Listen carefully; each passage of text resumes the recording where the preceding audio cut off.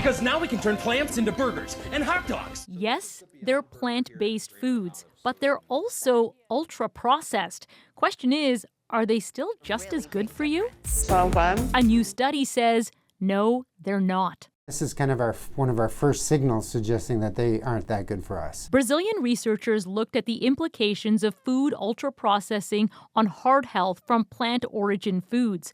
Based on over 100,000 people surveyed in the UK, they found increasing your intake of plant-based foods by 10%, including fruits and vegetables, nuts, seeds, whole grains, and beans, can lower your risk of having a heart attack or stroke.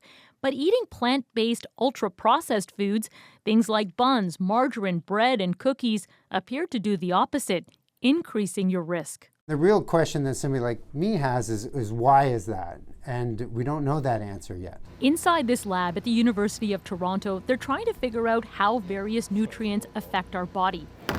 What we do know is most ultra-processed foods are industrially formulated with additives and preservatives, promoting convenience and shelf life, and their marketing is evolving.